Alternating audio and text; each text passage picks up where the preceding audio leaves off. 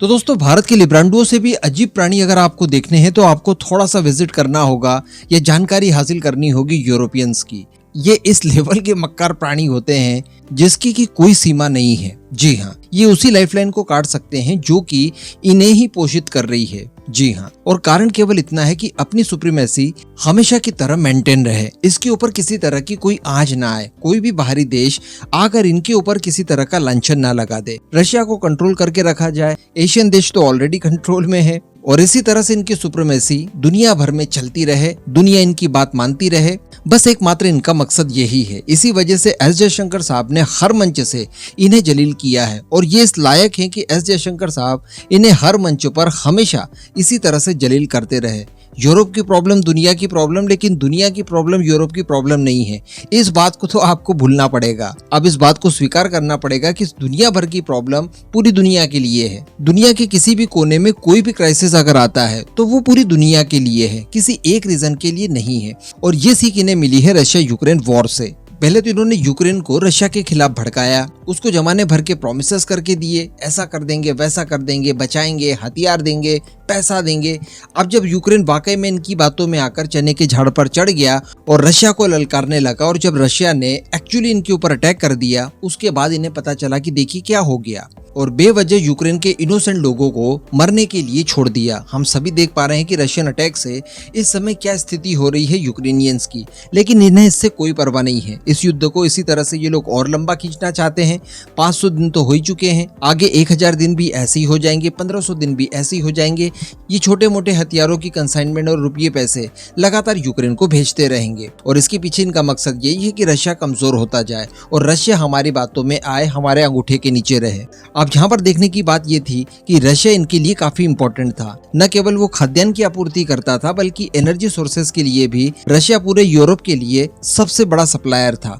खासकर अगर बात की जाए जर्मनी की, तो जर्मनी की तो लाइफलाइन ही रशिया के द्वारा भेजी गई गैस के ऊपर चलती थी। इवन अगर पूरे यूरोप की बात की जाए तो जर्मनी अकेला एक ऐसा देश था यूरोप में जो कि रशिया के साथ सबसे ज्यादा साझगांठ रखता था। लेकिन इसके बावजूद इस युद्ध के दौरान देखने के लिए मिला कि जर्मनी ने अपना अग्रेशन बिल्कुल भी कम नहीं किया। नतीजा हमारे सामने है, मंदी आ चुकी है, आर्थिक विकास दर पूरी तरह से रुक गई है और अब इन्हें उन्हीं देशों के ऊपर निर्भर होने के लिए मजबूर होना पड़ रहा है जिन्हें ये किसी जमाने में दबाने की कोशिश करते थे। मैं बात कर रहा हूँ भारत की। भारत के बारे में देखा हम लोगों ने कि जर्मनी काफी ज्यादा मुकर रहा है भारत के खिलाफ। भारत के आंतरिक मामलों में हस्तक्षेप करना हो या अंतरराष्ट्रीय मंचों से भारत को घेरना हो, इन्होंने कभी भी अपने पैर नहीं खींचे। अरे अभी 7-8 महीने पहले की बात है जब पाकिस्तान का फटीचर विदेश मंत्री जर्मनी गया था तो जर्मनी के विदेश मंत्री द्वारा उसकी हाँ में हाँ मिलाई गई और कश्मीर विवाद को लेकर यूएन की बात की गई और भारत को घेरने के लिए तमाम सारे इन्होंने बयान दिए, हम सभी को याद है।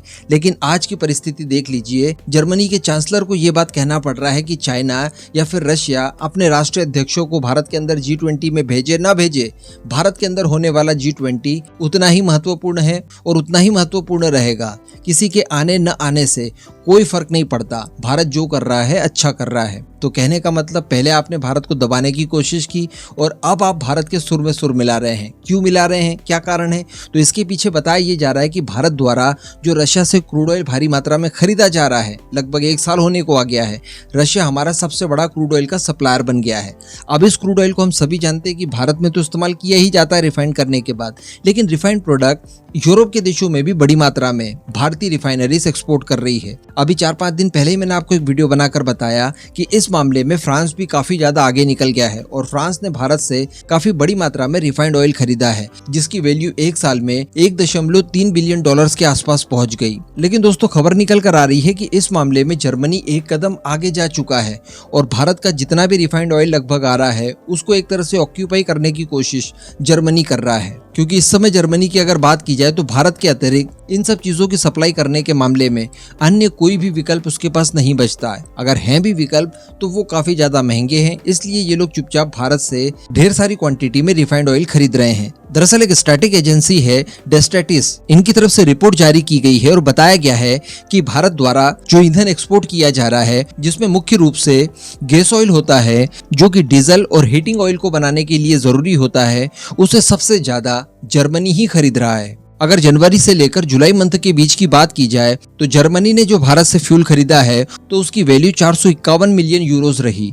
यानी अगर डॉलर्स में बात की जाए तो 480 मिलियन डॉलर्स की। जबकि मैं आपको बता दूं कि जर्मनी इससे पहले भी भारत से इंपोर्ट किया करता था ये सारी चीजें, लेकिन उनकी वैल्यू प्रति वर्ष होती थी लगभग 37 मिलियन यूरोस के। लेकिन आज की बात की जाए तो 451 मिलियन यूरोस तक पहुंच चुका है। तो जो बढ़त देखने के लिए मिली वो 1100% की रही। 1% नहीं, 2% नहीं, साला 100% नहीं, 500% भी नहीं, 1100% की बढ़ोतरी रही। तो अब आप समझ सकते हैं कि अगर भारत यहाँ पर रशियन क्रूड ऑयल खरीदना बंद कर दे और उस तेल को रिफाइन करके इन यूरोपियन देशों को बेचना बंद कर दे तो सोचिए इनकी हालत क्या हो जाएगी। लिटरली ये लोग ठंड से जम जाएंगे। जबकि ये वही जर्मनी है जो कि G7 का भी पार्ट है और कोई रशियन क्रूड ऑयल न खरीदे इसके लिए इन्होंने रशियन क्रूड ऑयल के ऊपर प्राइस कैप इंपोज किया है $60 पर बैरल के हिसाब से, जो कि अब दुर्भाग्य से इसके ऊपर कीमत जा चुकी है। इसके अतिरिक्त कुछ ही समय पहले की बात है जब यूरोपियन यूनियन के जो फॉरेन अफेयर के चीफ हैं जोसेफ बोरेल, इन्होंने एस जयशंकर साहब की क्लास लगाने के लिए ये तक बोल दिया कि देखिए भारत गलत कर रहा है,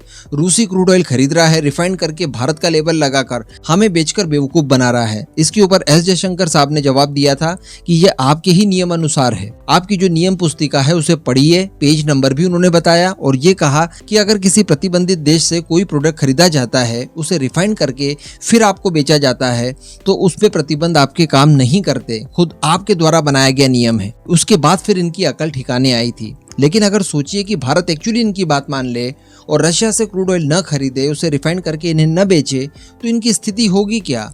यानी ये अपनी खुद की लाइफलाइन काटने के लिए भी तैयार हैं केवल इसलिए क्योंकि रशिया से इन्हें बदला लेना है, रशिया को कमजोर करना है, बिना ये सब जाने परखे कि इसके बाद इनका क्या होगा। खैर कोई बात नहीं, क्योंकि ऐसा कहा जाता है कि दुनिया भर में जब तक बेवकूफ लोगों की जनसंख्या ज्यादा है, अकलमंद कभी भी भूखों नहीं मर सकते और भारत एक्चुअली इसी प्रिंसिपल पर काम कर रहा है।